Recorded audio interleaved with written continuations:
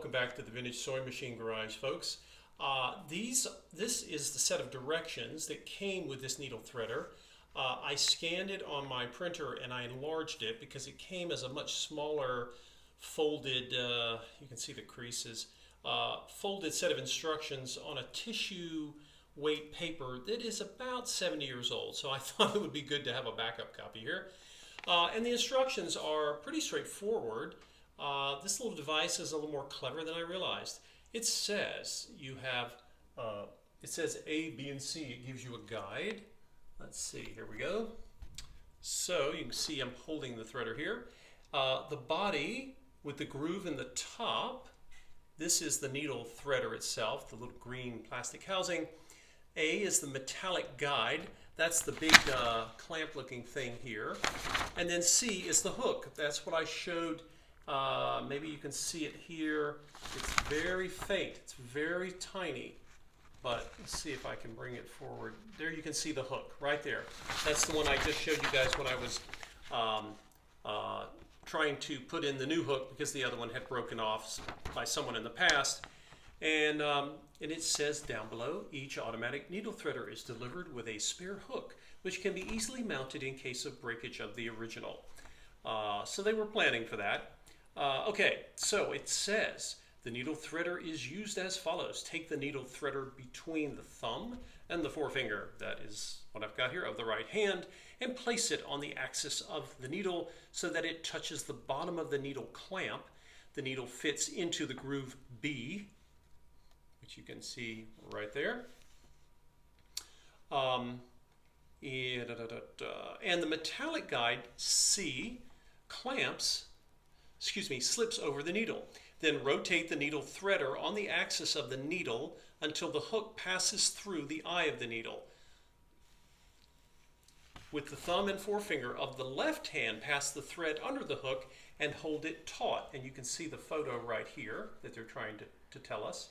So there's step 1, step 2, step 3, and okay, and then it says for the last step, gently move the needle threader upwards, see arrow figure 3, and then away from the needle clamp, the hook will draw the thread through the eye of the needle. So I've been playing with this thing, and it actually works well once you know what you're doing with it. And I had to kind of do a little practice here. So I'm going to zoom in. It's going to be very important that we get a kind of a close-up shot here. Some of you may have this needle threader. It's one of the nicest. I've seen different brands before. This is probably my favorite. And make sure I have a new spool of thread on top of this machine, and you can see there's a lot of twist in it. It's already trying to coil, it's trying to coil around the needle, and that's not going to be useful. So, and it's important to note that the Necchi, as with many machines of this time frame, it threads from the left towards the right, okay? So the groove is on the left side of the needle, and we're not going to be, I thought originally, I saw this, so maybe you push it. No, we're going to be pulling the thread through the needle, we're not pushing it from this side, we're actually going to pull it with this hook. So, as they say, here goes nothing, so we'll see how it works. You can see I actually already succeeded, but I'll pull that out and we will, from the top, we will start again. So notice I'm under the needle clamp. Let me zoom in even more here. Maybe this will be better, easier for you guys to see. Okay, so you see my needle clamp, and you see the little groove here, which is to help align things with the needle, right? And you want to make sure that once you got that lined up, that the clamp is over the, there it is it? No. That the clamp, this here, is going to surround the needle, right?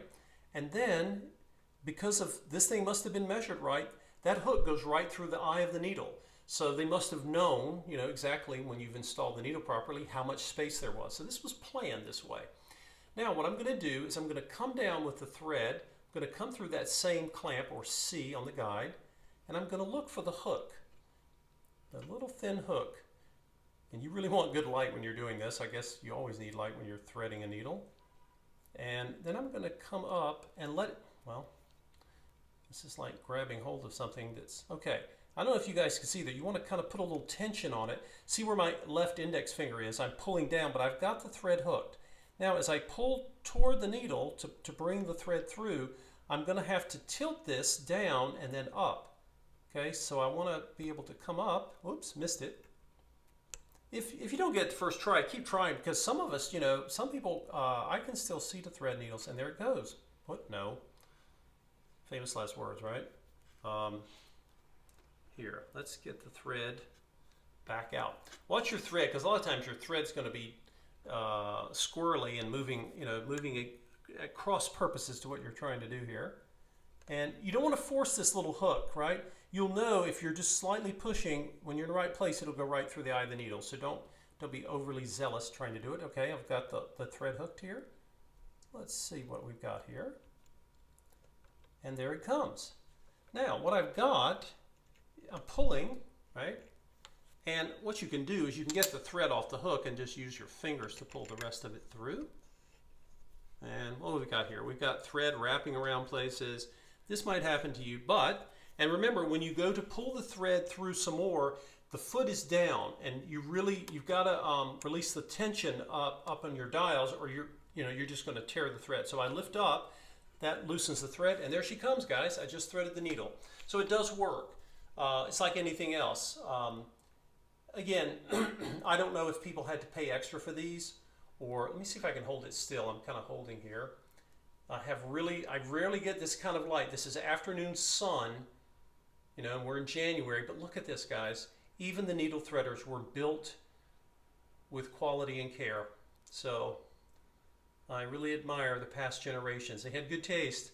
But there you go. And this is my favorite so far. Some of you may have one that works even better. There are new needle threaders out there. If you don't have a built-in and you don't have a new machine, or if you have a vintage machine, you won't have a built-in needle threader that I know of. Let me know. But there are different designs out there. There's some new ones. They're made of plastic, and that's okay if they work. I've seen them. But I like this. I appreciate it. It works. And the quality is just like the quality of the machine. So there you go, guys. I wanted to demonstrate this, and I thought I'd do this in a slightly different video, and you can see hopefully in this light as I'm holding it. Look at the little hook. They're very delicate, and I don't know what it costs to produce these, but just amazing. So if you have, again, your favorite threader, maybe you have one that works on vintage machines. It doesn't have to be a vintage threader like mine. It could actually be a newer one. You know, if as long as you can get the needle threaded, that's what really matters, right? But just thought I would share this with you. If you've ever come across one of these, give it some respect, because you've got something quite nice there. You may have it in a pile of old things that came in an old sewing table or case. Thank you all for watching, guys. I'm going to be demonstrating the Necchi BF coming up. It is ready and going to be posted online for sale, but this will be included along with a couple of other attachments. Thanks for watching, everybody.